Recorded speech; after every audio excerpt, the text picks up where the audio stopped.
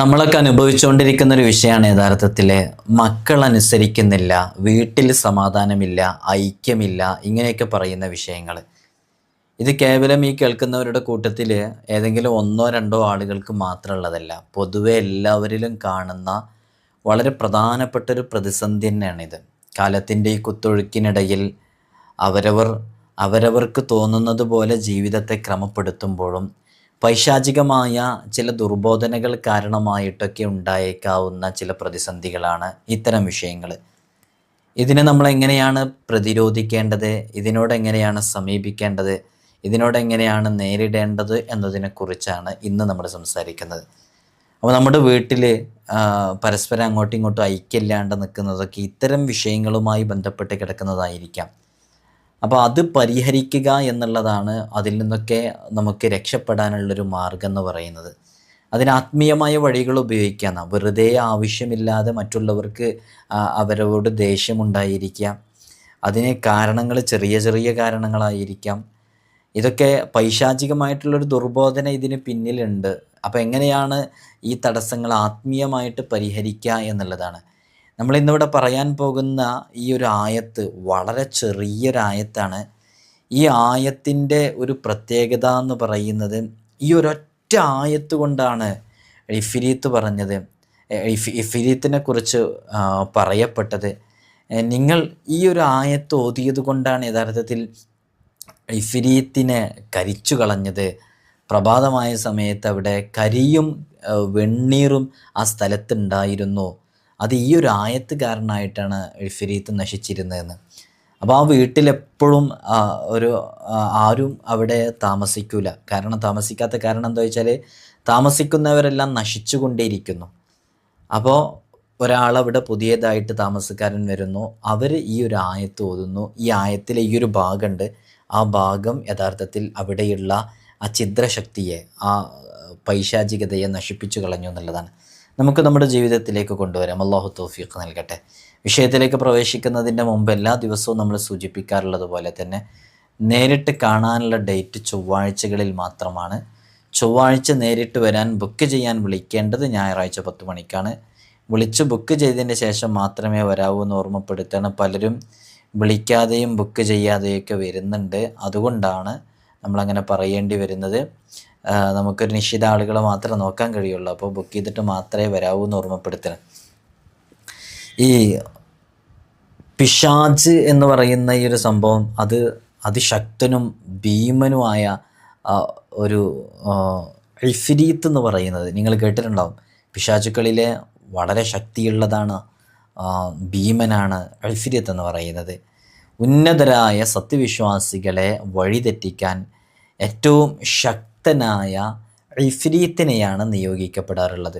അപ്പോൾ ഇഫ്രീത്താണ് ഇത്തരം പ്രവർത്തനങ്ങളുമായി ബന്ധപ്പെട്ട് ഊരു ചുറ്റി ഇങ്ങനെ നടക്കുന്നത്. പല സന്ദർഭങ്ങളിലും പല വിഷയങ്ങളിലും നമ്മൾ എന്തിനാ അവനോട് അങ്ങനെ പറഞ്ഞെന്നൊക്കെ വിചാരിക്കുമ്പോൾ അത്തരം സന്ദർഭങ്ങളിലേക്ക് ഇഫ്രീത്തിൻ്റെ ഒരു ഷെറ് ഉണ്ടായേക്കാം. നമുക്കൊക്കെ അറിയാവുന്നൊരു സംഭവമാണ്.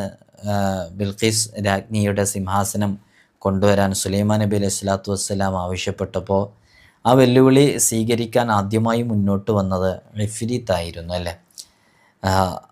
ഇമാം ഗസാലി റഹ്മത്തുള്ളാഹി അലൈഹി പറയുന്നുണ്ട്, ഇബ്നു ഖുതൈബ റളിയല്ലാഹു അൻഹു റിപ്പോർട്ട് ചെയ്യുന്ന ഒരു വിഷയം. കഅബ് ഗോത്രക്കാരിൽപ്പെട്ട ഒരാൾ പറയുന്നുണ്ട്, അവരിങ്ങനെ ഈത്തപ്പഴത്തിൻ്റെ സെയിലാണ് അവരെ ജോലി എന്ന് പറയുന്നത്. അപ്പോൾ ഈത്തപ്പഴം ഇങ്ങനെ വിൽക്കാൻ വേണ്ടിയിട്ട് ബസറ പട്ടണത്തിൽ പ്രവേശിച്ചു. അവിടെ ഇങ്ങനെ ഒരു വീടും കണ്ടെത്താൻ കഴിഞ്ഞില്ല. ഇങ്ങനെ ഓരോ വീട്ടിൽ പോയിട്ട് വിൽക്കുന്ന ഒരു സാഹചര്യമാണ്. അപ്പോൾ ഒരു വീടും അവിടെ കണ്ടെത്താൻ കഴിഞ്ഞില്ല എന്നുള്ളതാണ്.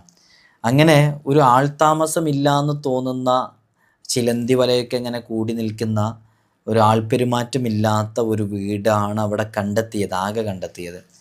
അപ്പോൾ ഈ വീടിൻ്റെ അവസ്ഥ എന്താണ്, ഇതിനെക്കുറിച്ച് ചോദിച്ചപ്പോൾ അവർ പറഞ്ഞത്, ഇത് ശരിക്ക് ഇവിടെ ഇങ്ങനെ ആളുകളിങ്ങനെ താമസിക്കും, പക്ഷേ താമസിക്കുന്ന ആളുകളൊക്കെ ആ വീട്ടിൽ പെട്ടെന്ന് നശിച്ചു പോകുന്നു, മരണപ്പെട്ടു പോകുന്നു, ഇല്ലാതെയായി പോകുന്നു, അവരിൽ പ്രശ്നങ്ങൾ ഉണ്ടാകുന്നു. ഇങ്ങനെയാണ് അതിൻ്റെ ഒരു അവസ്ഥ. അതുകൊണ്ട് ആരും അവിടെ ഇപ്പോൾ താമസിക്കാറില്ല. ഇവിടെ ഇഫ്രീത്തിൻ്റെ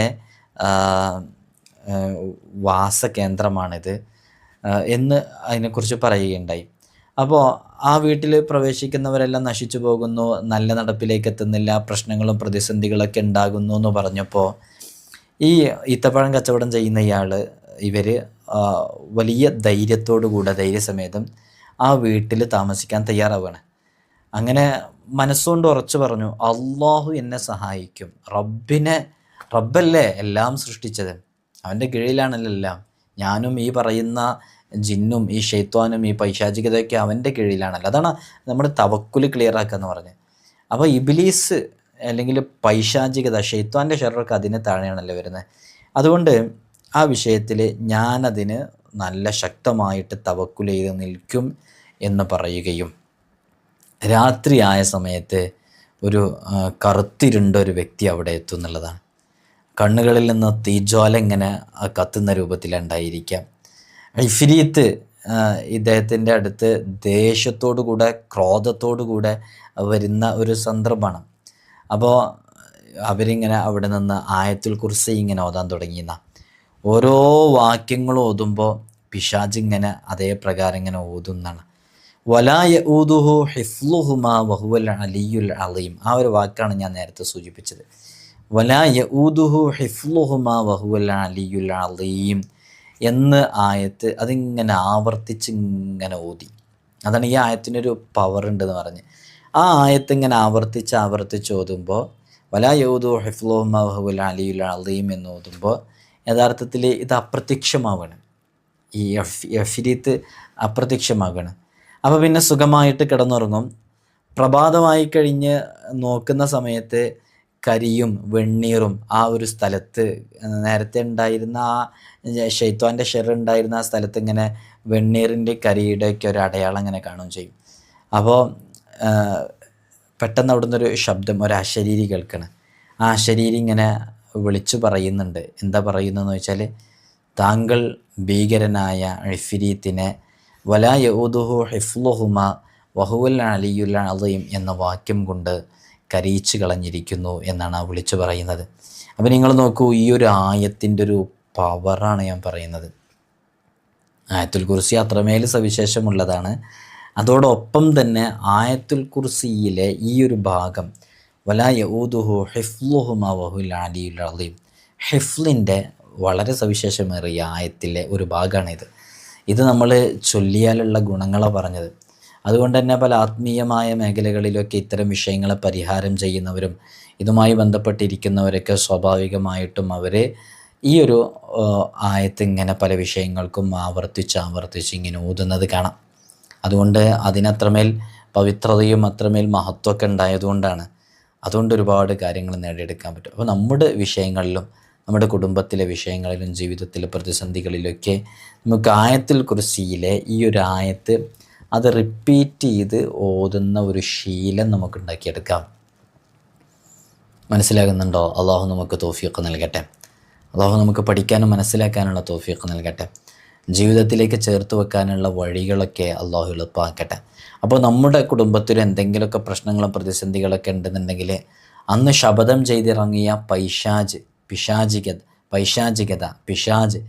യഥാർത്ഥത്തിൽ ഇത്തരം വിഷയങ്ങളിലൊക്കെ പല പ്രതിസന്ധികളും നമുക്ക് നേരിട്ട് വരുന്നത് ഇത്തരം പൈശാചികത കാരണമായിട്ടാണ്. അതിൽ നിന്നൊക്കെ രക്ഷ ലഭിക്കാൻ ഇത് കാരണമാകും.